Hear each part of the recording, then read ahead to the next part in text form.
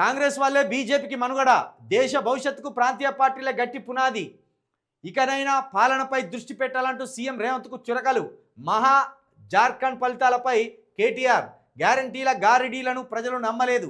మహారాష్ట్రలో తీవ్ర ప్రభావం చూపిన తెలంగాణ హేమంత్కు శుభాకాంక్షలు తెలిపిన హరీష్. నిజమేది 100%. ఇదే బ్రోకర్ గ్యారంటీలు మహారాష్ట్రలో ఇంప్లిమెంట్ చేస్తామని చెప్పి ఈ బ్రోకర్ హామీలను అయితే దీంట్లో కొంత పవన్ కళ్యాణ్ది కూడా ఉన్నది పాత్ర. పవన్ కళ్యాణ్ ఏం చెప్పిండు, వీళ్ళు అక్కడికి పోయేమో 6 గ్యారంటీలు అని చెప్పుకుంటే వీళ్ళు తిరుగుతాను. పవన్ కళ్యాణ్ పోయి ఏం చేసిండ్రు, వాళ్ళు 6 గ్యారంటీలు ఇవ్వలేదు, 5 పైసలు ఇవ్వలేదు, తెలంగాణలో మొత్తం అంగడి చేసిండ్రు తెలంగాణ అని పవన్ కళ్యాణ్ చెప్పుకుంటూ తిరిగిండు. ఎందుకంటే ఆయన బీజేపీ ఫేవర్ కదా ఆయన పవన్ కళ్యాణ్. ఓ విధంగా ఆయన చెప్పింది కొంత వర్కౌట్ అయింది.